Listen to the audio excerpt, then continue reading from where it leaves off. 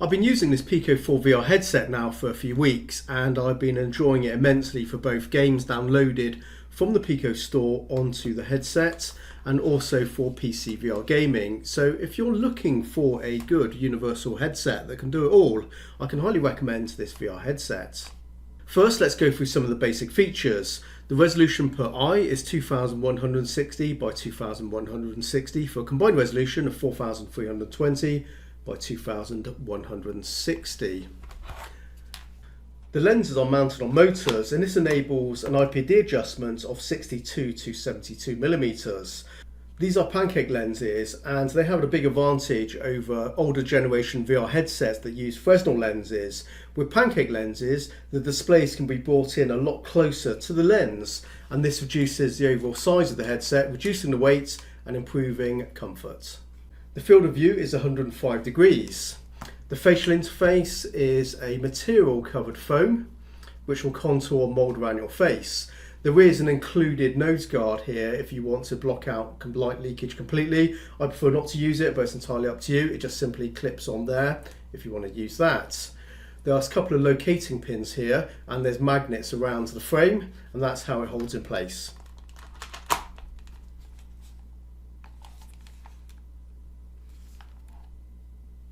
There are two versions of the Pico 4, and the difference is the onboard storage. This one has 128 gigabytes. There is a slightly more expensive one which has 256 gigabytes. Otherwise, all the other specifications are identical: the CPU, GPU, and also the 8 gigabytes of RAM. The head strap frame is rigid and non-removable. This is because the actual battery pack is in this compartment here, along with the dial for adjusting the head strap there. Top strap is Velcro adjustable too. Also in the frame of the head strap here are the speakers.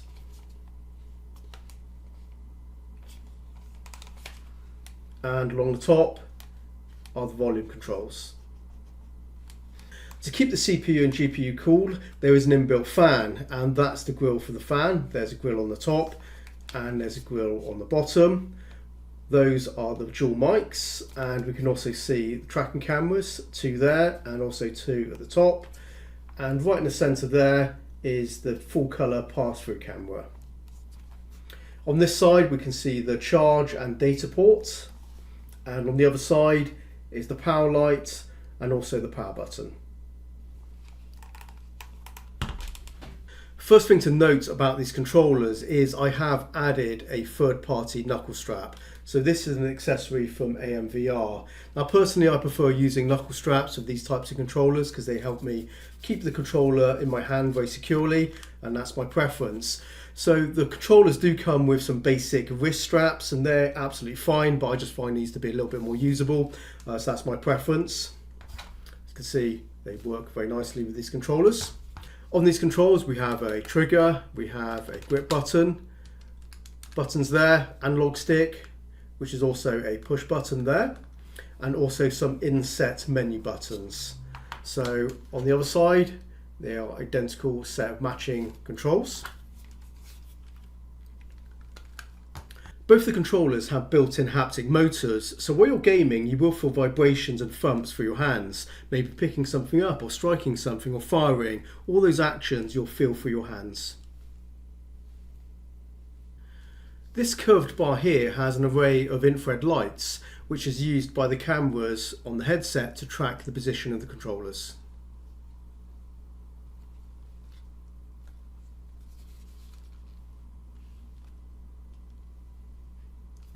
To access the battery compartment, you slide this little latch here and the whole drawer will flip out like so, and you can access the batteries. I'm still using the first set of batteries that came shipped with my controllers, and I've been using them for several weeks, so they do last a long time.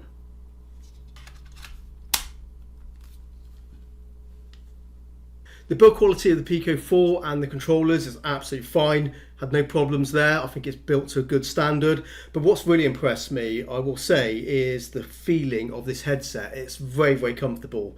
By far the most comfortable VR headset I've used out of the many I've used. And this is just well designed, well engineered hardware. And what they've done is by putting that battery at the back, you get this perfect equilibrium of balance. And that means you're not feeling the weight of the headset pulling down on your face, which you can do with a lot of other headsets because it's just so well balanced here.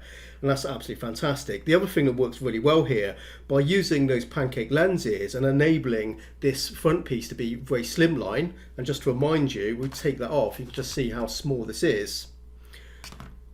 It means because the weight is close to your face, you're not feeling much sway here. It's a very minimal amount of sway, which with some headsets, when they are kind of bulky and they stick out a lot, when you move your head around, you just feel it against your face. Here, it's just very close in, lightweight, and it just kind of balances it out. So you don't feel sway there, and it really makes a difference. It's kind of small things that can really add up and just kind of make the headset work, better than other ones, and it is absolutely fantastic. So yeah, really liking the feeling of the headset, the comfort of it, absolutely top notch.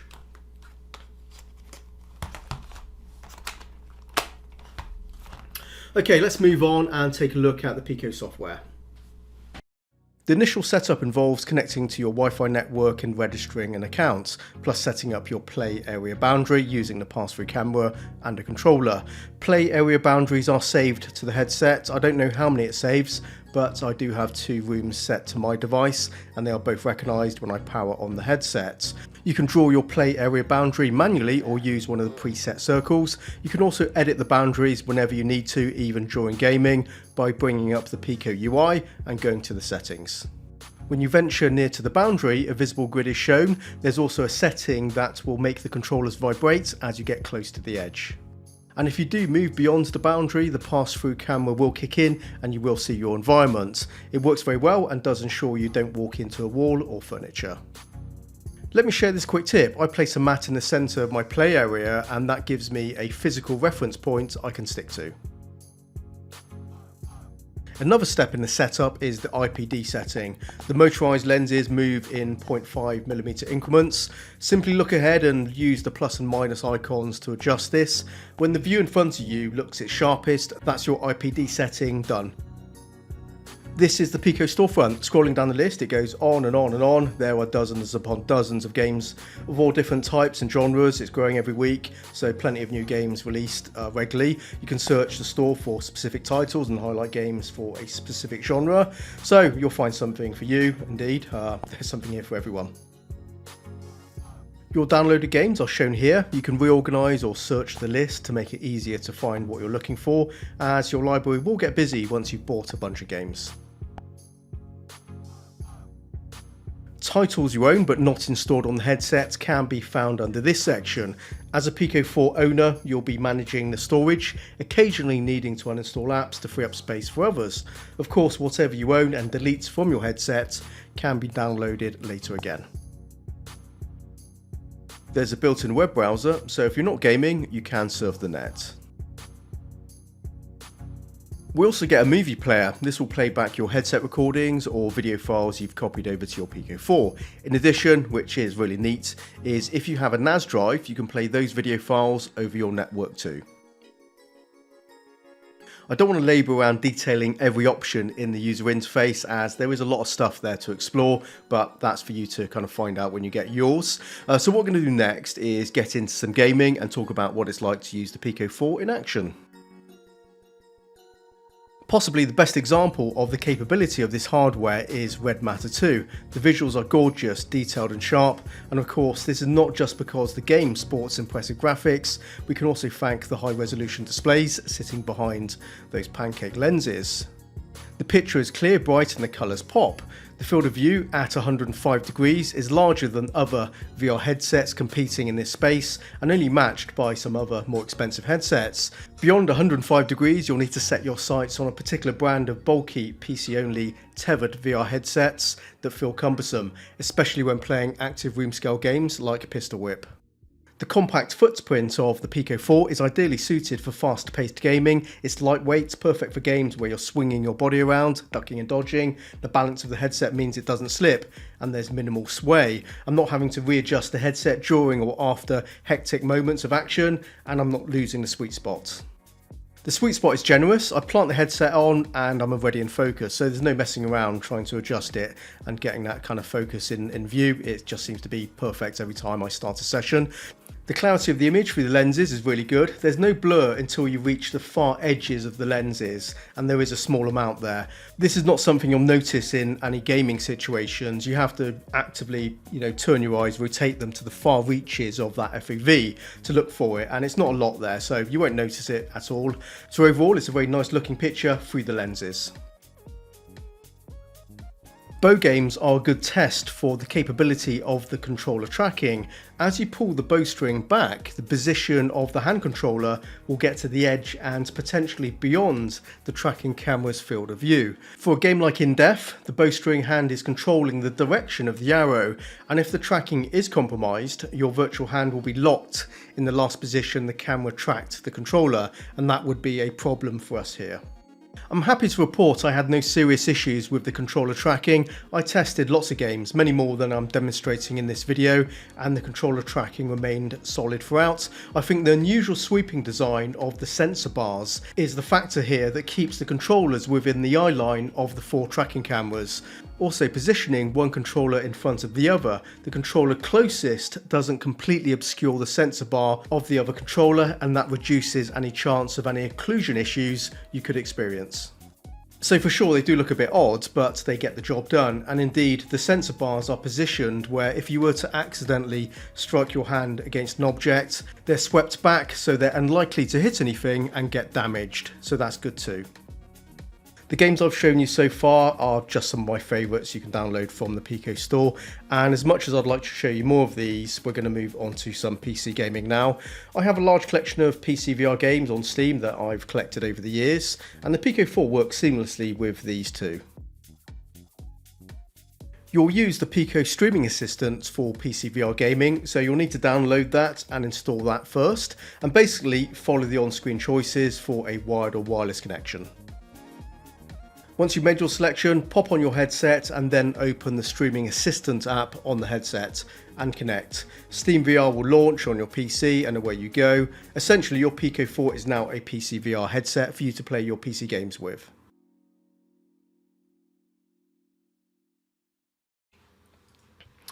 Okay, that was very much a quick start guide on how to get up and running, but there is a bit more to it than this, as you will want to return back to the Streaming Assistant software. Go to the settings and you'll see a menu of new options you can play around with. Now this is very much dependent on the performance of your PC to what you're going to set the settings to. So there's no right or wrong answer. It's very much experimentation here, and also in the in-game graphics settings of any particular game. In addition, take note of the performance panel feature. Toggle this on for a very useful overlay that provides real-time performance stats during gaming. When you're tuning settings, this provides essential information so you can scrutinize the exact bottlenecks that could be impacting the frame rate. Useful for both wired and wireless, but wireless PC VR gaming is where it will certainly prove to be essential. Keep an eye on the FPS and latency numbers. We want the FPS to be stable and the latency as low as possible. Things are looking pretty good here, and if you can maintain the total latency under 50 milliseconds, you should generally have a good time with smooth gameplay. Nailing a stable wireless PC VR gaming connection can be a challenge. Lag or occasional stutters relating to the network connection is frustrating and game breaking. So investing in a mid or high end Wi-Fi 6 gaming router definitely makes a difference.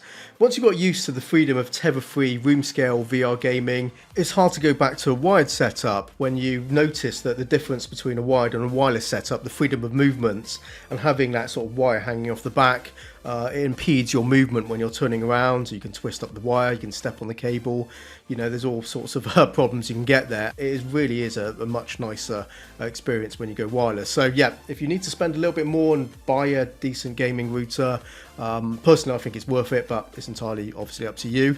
If you do struggle with your wireless PC VR gaming setup with your Pico 4 when you get it, it certainly won't be an issue with the headset. It does an absolutely fine job. It will be the gaming PC or the router, or possibly a bit of both. So that's where you're going to want to put your time and energy into. The headset itself is doing a great job here. Let's swing back to more native Pico 4 gameplay footage while I give you my summary. I've had a great time with my Pico 4. This is a premium gaming device, and considering the price, it's really good value for money. The comfort is as good as it gets, and that's a feature I do appreciate a lot, and the visual quality through the lenses is really good too. I completely forgot to mention earlier, the sound from the speakers is clear and loud, and I do like this type of off-ear audio output rather than headphones. When you use headphones, you're insulating your ears, and maybe when you're playing an active VR game, it's not nice to have extra heat build up. So this is, I think, preferable for VR gaming, though you can use headphones if you prefer, but note there is no 3.5mm socket. The Pico 4 does support Bluetooth devices, so Bluetooth headphones and controllers can be connected. I experienced no issues throughout my testing that diminished any facility of the headset in its use. It's been just a great performer playing both native Pico games and PC games. It's been just great. I'm enjoying my Pico 4 a lot. It's getting used every day since I got it, so I can certainly recommend it. Pico have done a stellar job here. If you're thinking about getting one for yourself, you will need to consider, do you go for the 128 or 256GB version? So will you likely be spending your time entirely playing just Pico games you download from their store? Or are you also a PC VR gamer, or maybe exclusively a PC VR gamer? There's no reason why you can't get this if you are just looking for a PC VR headset, as it is completely suitable for that. Maybe you're a gamer like me, where you're going to be playing PC VR games and also Pico games, in which case, because you're splitting your time across two platforms effectively, the 128GB version will possibly suffice. But if the Pico 4 is definitely going to be your only VR gaming device, I would certainly consider getting that 256GB edition. You might regret it later otherwise, as that storage is fixed and can't be expanded, and when you start kind of packing that drive, that storage with games, it can fill up quite quickly, and there are a lot of games out there, a lot of great games out there that you'll want to play. So that's the only problem you'll have to deal with, basically too much fun. But yeah, there it is. Anyway guys, thanks for watching this one. Hope you enjoyed it, hope you found it useful, and thank you for subscribing. I'll catch you in the next one, and until next time, take care and bye bye for now.